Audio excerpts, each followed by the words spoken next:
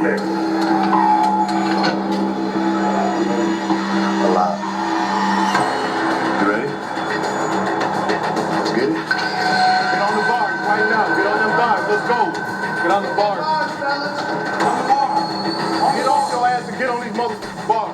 Get off that motherfucking phone and catch them bars, Joe. Talking at you. Just face forward. Behind you.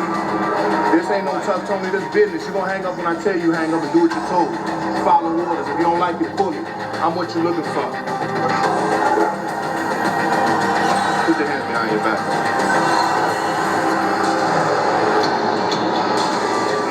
It is what it is.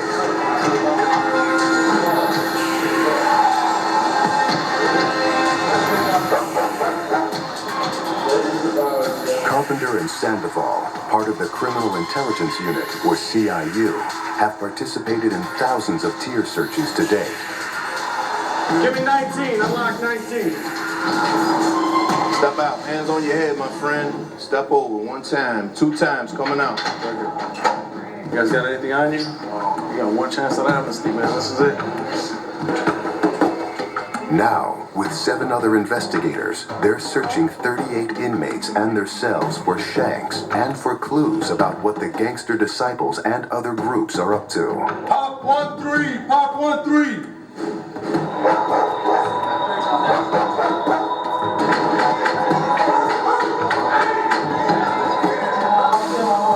We did go to the cells in which we had the information on it. We didn't find any metal up here.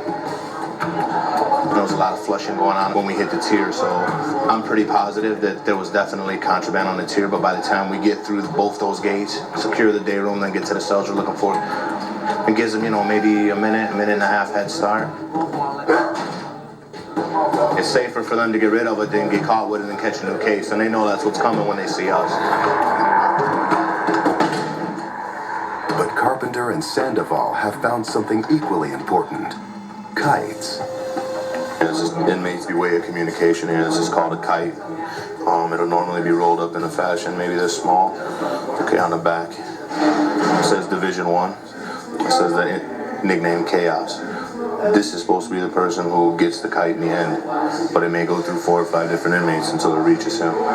What it is the count for their gang on this tier, their nicknames and their court dates. The reason why that's important is because if you ever want to plot a hit, or if you think you're going to be attacked, you like to know who's going to be in court with you, who's going to be in the bullpen, see who has the numbers.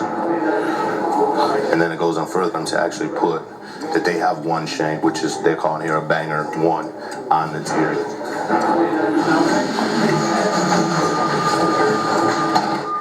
You'd be surprised how many kites actually go out. There's thousands going out, I would assume, every day, honestly, through court, through medical movement. I mean, every avenue you could possibly think of. Kite traffic is like the information superhighway for inmates, and it's almost impossible to stop. So Carpenter and Sandoval have turned it to their own advantage. Seizing the right kite can help investigators shut down a gang war before it happens. It's excellent information for us. These guys keep track of their infantry, their weapons, and they're able to plan assaults, attacks. Of anybody trying to take rank, we find out right away. Certain gangs have certain openings, and as soon as we see that, we already know who it is. Which says, "Greetings, family, I come in the vision." And then at the end, they always have, "I leave as I come in the vision of our great leader." That's the GDs, Gangster disciples. A lot of times it's not about them worrying about us catching it. It's about it getting to the person they wanted to. That's more important than the kite getting caught for them. As summer begins, Carpenter and Sandoval discover a major threat developing on the compound. They've seized numerous kites pointing to a civil war within the top ranks of the Gangster disciples, Chicago's largest criminal organization, both inside the jail and on the street.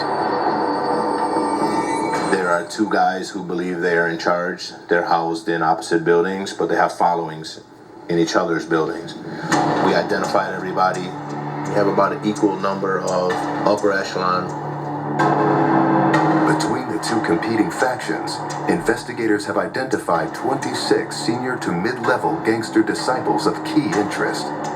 They're the ones allegedly sending and dispersing the kites. One faction is housed in Maximum Security Division 9. They represent the current leadership in charge of all gangster disciples throughout the jail. The opposing faction is based in Maximum Security Division 1. They held all the power in the past, and now they want it back again. Basically what you have is an internal war going on right now. It's called a hostile takeover. Carpenter and Sandoval want to hear more from the inmates themselves, including this man whom we're calling Franklin to hide his identity. He's on the side of the gangster disciples plotting a takeover. He and his cohorts claim that the acting leader has betrayed them. He mislead not only against us, he mislead the guys against the organization entirely. He preaching his message instead of the message of GD. And now his credibility is not what it once was. The jail closing in on him, you know what I mean? And we outnumber the GD's division now 4-1. The odds are on our side. Franklin insists that his loyalty to his crew comes first, but he's also got other motives. He's fighting a drug conspiracy case and hopes to curry favor with the state's attorney. So he's agreed to keep Carpenter and Sandoval in the loop about the power struggle. He's one of many informants they have on both sides of the conflict, who are helping them to intercept kites. There's been a lot of kites going back and forth between the two groups. This is one particular kite from Division 9. It's an official memo. This is equivalent to what I would say is a third guy in charge. Then he's saying take care of this business. He clearly states to people who he wants hit, says they're being charged with disrupting organization unity. They are to be blasted on sight ASAP. And this is now the game. With information like this in hand, Carpenter and Sandoval are alerting jail officials. They're also warning multiple inmates who are under threat based on the kites they're receiving. Among those inmates, their own source, Franklin. Jail is a very small place, and sooner or later we're gonna come face to face. We're not initiating violence, we're not even looking for it. But we're not gonna let them hurt us. All that being said, you know what's coming next. Would you like to check in protective custody for your safety in regards to violence being carried out against you? Protective custody hurts them as men. That hurts your feelings. I need protection from somebody else outside of my gang. Then on top of it, they gotta wear this yellow jumpsuit, the Big Bird suit. You ran to PC, you're a coward, so now you become an enemy of your own gang. What we gotta do, player? I'm trying to come up with an answer, man. It's just, just give me a minute.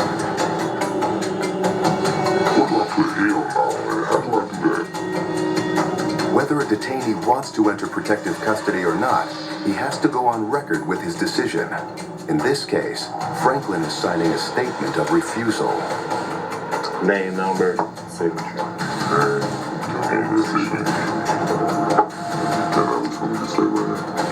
Where do comments go?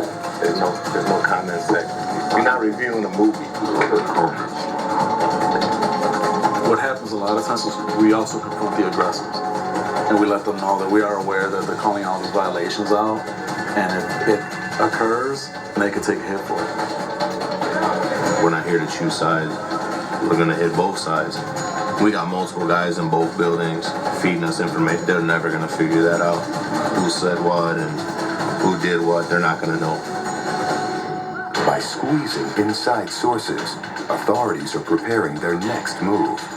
A sweeping crackdown on the gangster disciples, both inside the jail and on the streets. The operation, we've dubbed it Hostile Takeover. We're going to disrupt the heads and take them out of play inside the institution. The message will be sent. It's gonna affect every building on the compound and down the street. Despite their numbers, we're still the biggest group here.